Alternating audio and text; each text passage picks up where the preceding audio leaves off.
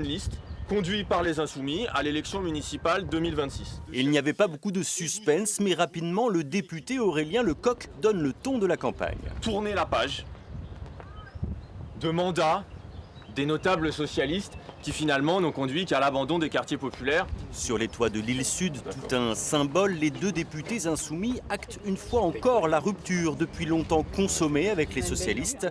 Avec un credo, la France insoumise est la mieux placée pour conserver le beffroi à gauche. On est en tête de la ville aux dernières européennes avec 26%.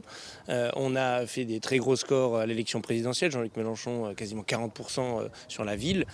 Deux députés insoumis, Aurélien Lecoq et moi-même, je pense qu'on a tous les ingrédients et les arguments en réalité pour assumer cette responsabilité de conduire une liste d'Union populaire. L'Union populaire, mais avec qui? En 2020, les Insoumis et leur candidat Julien Poix avaient récolté près de 9% des voix au premier tour des municipales dans un contexte de forte abstention. Pour peser en 2026, ils entendent mobiliser les jeunes et l'électorat des quartiers populaires et tendent la main aux autres forces de gauche. Nous avons déjà discuté avec les communistes, nous avons déjà rencontré Génération, nous avons rencontré des organisations comme l'Offensive, comme des associations. Donc nous discutons avec énormément de monde et nous discuterons bien sûr avec les écologistes. Mais les écologistes ont d'ores et déjà annoncé leur tête de liste. Ce que nous disons, c'est que les Insoumis aujourd'hui sont en capacité de gagner. Une seule chose est sûre, Hugo Bernalicis ne souhaite pas être candidat.